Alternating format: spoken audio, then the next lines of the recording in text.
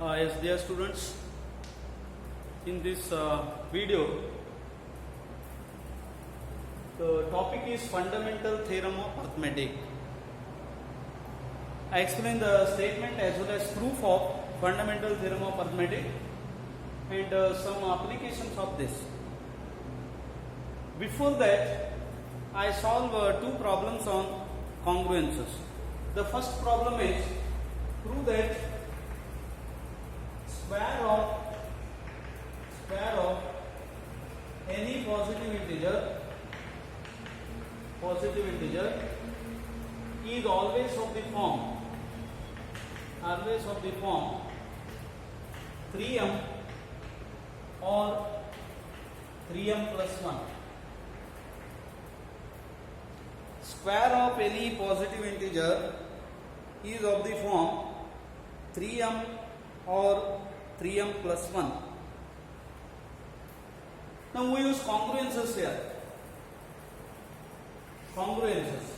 Let x be any positive integer. Then x may be equal to 0 mod 3 or x may be equal to 1 mod 3 or 2 mod 3. 2 mod 3. Three possibilities are there. You understood this one? Because you have studied congruent modulo m. X is any integer, then either it is 0 mod 3 or 1 mod 3 or 2 mod 3. Take any example. 5. What is this? 2 mod 3. If you take 6, 0 mod 3. 7, 1 mod 3. If you take randomly, I take 13. 13 is 1 mod 3. 1 mod 3 because 13 minus 1 is 12 and 3 divides 12. 13 if you take 1 mod 3. If you take any positive integer, only 3 cases arises. Either it is 0 mod 3, 1 mod 3 or 2 mod 3. Now what you have to prove? Square of any positive integer is either 3m or 3m plus 1 form. M is any integer. For that I take square. X square is 0 mod 3 or x square is 1 mod 3 or x square is 4 mod 3. Can I write like this? What is the reason? If A is congruent to B mod n, A raised to n is congruent to B raised to n mod n. A raised to n is congruent to B raised to n mod n. So we have these three. Now x square is 0 mod 3. What does this implies? 3 divides x square. Therefore, x square is 3m, where m is any integer. X square is 3m. Because see the definition of x square is 0 mod 3 means 3 divides x square minus 0 or 3 divides x square. X square is 3m by definition of divisibility. So x square is 3m. Now this implies x square minus 1, 3 divides x square minus 1 or x square minus 1 is 3m. X square is 3m plus 1. Consider this. X square is 4 mod 3 is same as 1 mod 3 because 4 is congruent to 1 mod 3. 1 mod 3 and using transitive law. This congruence modulo m is transitive. X square is 4 mod 3. 4 is 1 mod 3. Therefore, x square is 1 mod 3. X square is 1 mod 3 is same as this. This implies x square is 3m plus 1. So we have, if x is any positive integer, then a square of that integer is either 3m or 3m plus 1, where m is any integer. This is the problem. Many problems of this type are there. I take one more example here. Example is prove that square of any positive integer is of the form 5m plus 1 or 5m minus 1. Problem is prove that square of any integer is of the form 5m 5m plus 1 or 5m minus 1. To prove this, as in the previous problem, x be any positive integer, then the possible cases x may be equal to 0 mod 5 or 1 mod 5 or 2 mod 5 or 3 mod 5 or x may be equal to 4 mod 5. These possibilities are there. If you take any integer, then one of this is possible. X is either 0 mod 5 or 1 mod 5 or 2 mod 5, so on. I take randomly this 14. What is 14? 4 mod 5. Take any positive integer, 27. What is this? 2 mod 5. And if you take any positive integer x, either it is 0 mod 5, 1 mod 5, 2, 3 or 4 mod 5. Now we take square. Therefore x square is 0 mod 5. Squaring or using property of congruences. What is the property? If a is congruent to b mod n, a raised to n is congruent to b raised to n mod n. This implies 5 divides x square, or x square is 5m, where m is any integer. Now x square is 5m, therefore square of any integer is of the form 5m. Consider this. X square is 1 mod 5, therefore 5 divides x square minus 1, therefore x square minus 1 is 5m, therefore x square is 5m plus 1. This is the second law. 5m plus 1, m is any integer. X square is 4 mod 5. 4 mod 5 is same as minus 1 mod 5. Minus 1 mod 5. Because 4 is congruent to minus 1 mod 5. 4 is congruent to, because 4 is congruent to minus 1 mod 5. Therefore 4 mod 5 is same as minus 1 mod 5.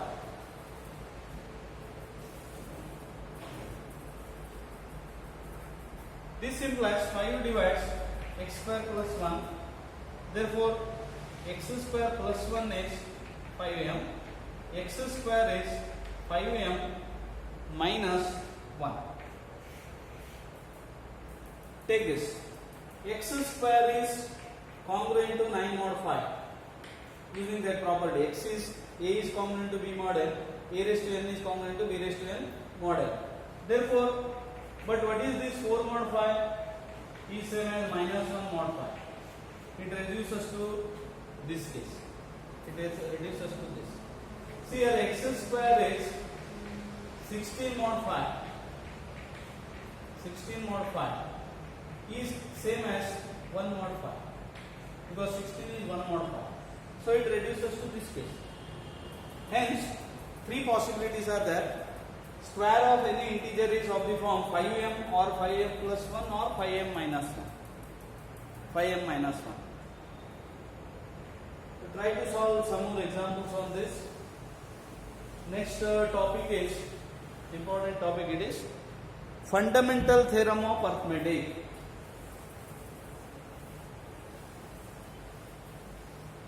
See, what does fundamental theorem states?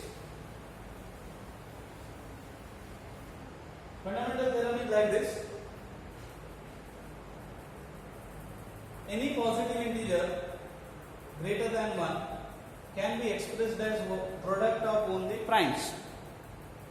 Product of only primes. And that representation is unique except at the arrangement of factors. To follow this one, what is the statement? I write here. Every integer greater than 1, every integer greater than 1 can be expressed as product of only primes. Only primes. And it is unique except at the arrangement except for different arrangements of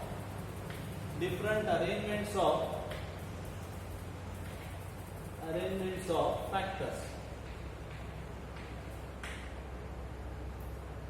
Every positive integer greater than 1 can be expressed as product of only primes.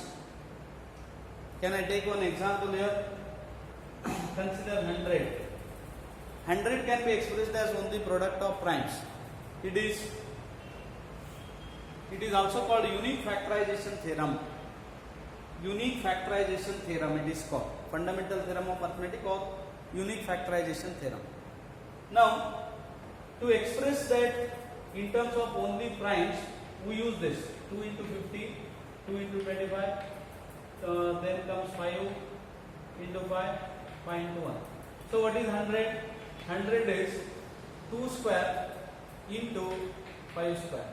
These 2 and 5 are primes. Or 100 is 2 into 2 into 5 into 5. 100 is equal to 2 into 2 into 5 into 5. Or we can write 2 into 5, 2 into 5.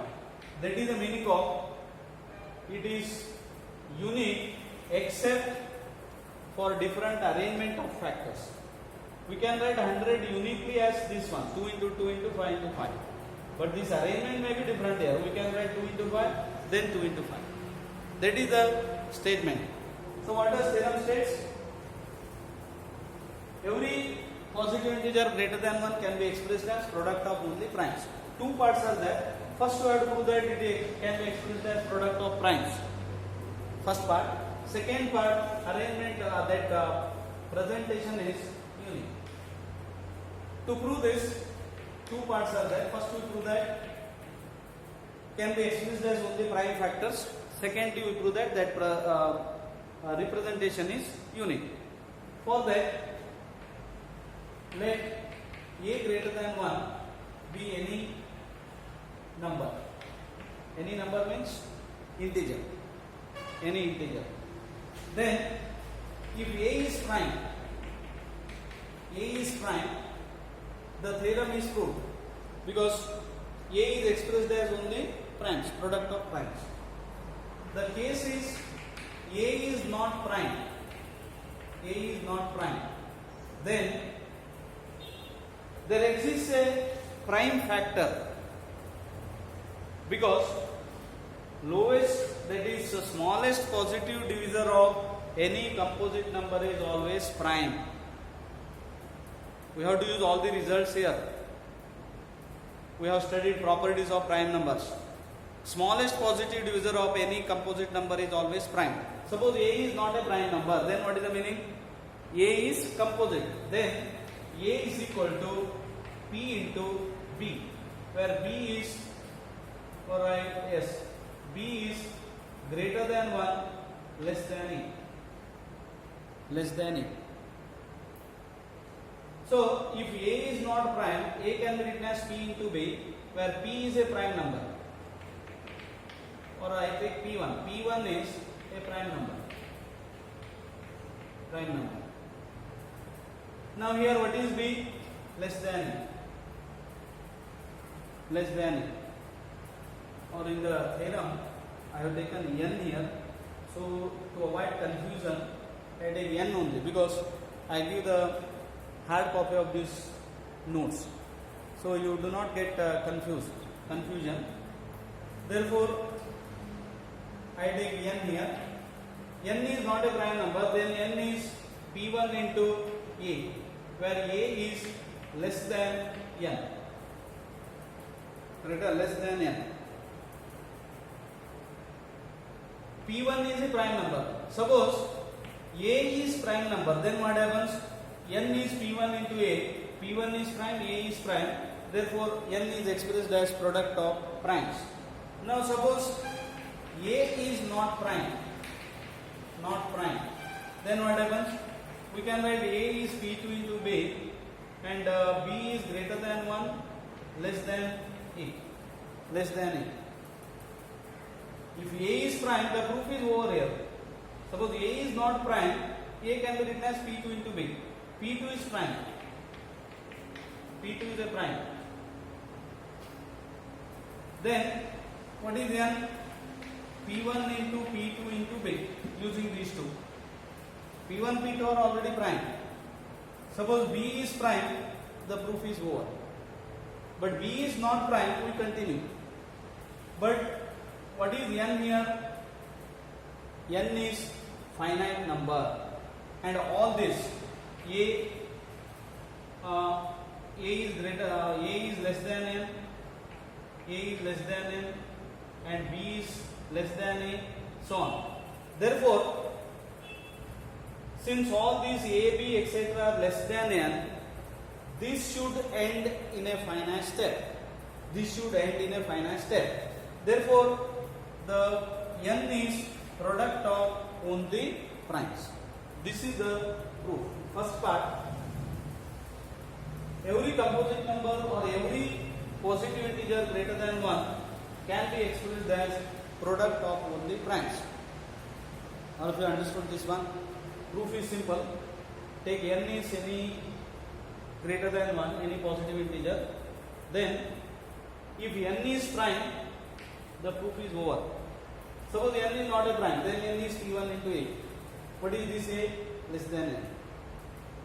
P1 is prime number because smallest positive divisor is always prime number. If A is also prime, proof is over at this step. A is not prime, again it is composite. Not prime means composite. It has again a smallest positive divisor. It is prime. Therefore, A is P2 into B. P2 into B. This P2 is prime. Substitute here value of A, will get this. If B is prime, proof is over. B is not prime, we continue. But this must end at a finite step because n is, all these A, B are etc. they are less than n. N is finite. This should end at a finite step. So, any positive integer greater than 1 can be expressed as product of only primes. Next, uniqueness. Uniqueness. This representation is unique. To prove this, let n is equal to P1 into P2 etc. P3 etc. PR. Take this as 1. If possible, n is also equal to Q1 into Q2 etc. QS. Now what we have to prove? We have taken, if possible, there is another representation for n. All these Q1, Q2, QS are primes, and this is one more representation for n. But we prove that these two are equal. For that, what we have to prove? This P1 is equal to Q1, P2 is Q2, or P1 may be equal to Q2 also. Then P2 is equal to Q1 and so on. These are identical, and R must be equal to S. Numbers must be same. Two things we have to prove. First thing, to prove that P1 is Q1 so on. Now, therefore from these two what you get? P1 into P2 into P3 etc. PR is equal to Q1 into Q2 etc. QS. Correct? QS. Now, P1 divides left hand side of this. Therefore, P1 divides right hand side. This implies, say, important thing is all these Q1, Q2, QS are primes. P1 is also prime. Therefore, P1 divides this means P1 must be equal to one of this, Q1, Q2, etc. For definiteness, we take P1 is equal to Q1. Similarly, P1 is Q1 means by cancellation law, we get only this P2, P3, PR is Q2, etc. QS. Now, P2 divides left hand side, therefore P2 must divide right hand side. P1 already cancelled here. This implies P2 is equal to Q2 and so on. So this is the first part. P1, P2, etc. is equal to Q1, Q2, etc. Now, to prove that R is equal to S, that is important. To prove that R is equal to S, suppose R is greater than S, then what happens? P1 into P2, etc. PS PS plus 1, PS plus 2, etc. PR is equal to Q1, Q2, etc. QS. Now from this P1 is Q1, P2 is Q2, etc. we have this PS is equal to QS. By cancellation loss, we have already proved P1 is Q1, P2 is Q2, etc. PS is QS. Correct? QS. We have assumed that R is greater than this, therefore we have PS plus 1, PS plus 2, etc. PR is equal to 1. Is equal to 1. Correct? Is equal to 1. Now, what are these PS plus 1, PS plus 2, PR? All are prime numbers and they are positive integers. Product of positive integers is 1 means it is not possible. It is a contradiction. Therefore, this P1 is Q1, P2 is Q2, P3 is etc. PR is QS and R is equal to S also. Therefore, the representation is unique. This is fundamental theorem of arithmetic. You go through the proof and proof may be asked. This is important. I solve the problems on this in the next period. Okay, thank you.